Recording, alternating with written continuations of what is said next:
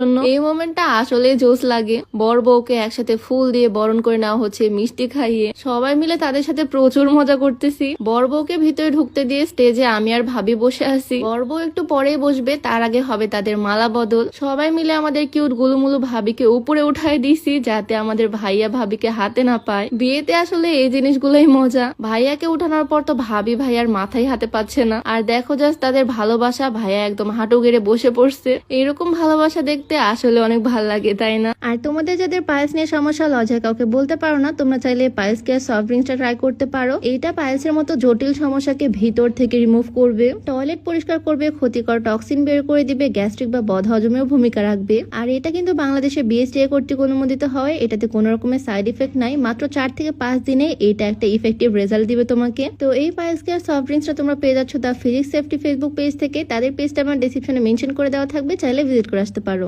তাদের বিয়ের এত আয়োজন দেখে আমার তো জাস্ট মনটা হচ্ছে আমি কবে এভাবে বিয়ে করব। বউ সেজে এরকম ভাবে বিয়ে করার শখ কার না থাকে বলো। তাদের এত আনন্দ, এত খুশি, এত ভালোবাসা দেখে তো আমারও মন চাচ্ছে আবার বিয়ে করি। আমার বিয়েটা হয়েছিল একদমই সিম্পল ভাবে, ঘরোয়া পারিবারিক একটা বিয়ে। এইরকম ভাবে অনুষ্ঠানও হয়নি আর মজা করাও হয়নি। তাই আজকে ভাইয়া ভাবির বিয়েতে এসে আমি খুবই খুশি, সবকিছু এনজয় করতেছি। এখন হবে আরেকটা মজার খেলা। এই দুধের মধ্যে একটা আংটি আছে, এই আংটিটা যে আগে খুঁজে পাবে সেই নাকি তার পার্টনারকে সবচেয়ে বেশি ভালোবাসে। অনেকক্ষণ ধরে তারা আংটি খোঁজাখুঁজি করতেছে। আমি তো ভাবছিলাম ভাইয়াই পাবে, বাট এ কি, ও মা, আমাদের ভাবি পেয়ে গেল আংটিটা। অনেক মজা করছি আমরা সবাই মিলে এই বিয়েতে। আর তারপর সবাই মিলে একসাথে একটা গ্রুপ ফটো তুললাম। নতুন বর বউয়ের সাথে আমরা দুই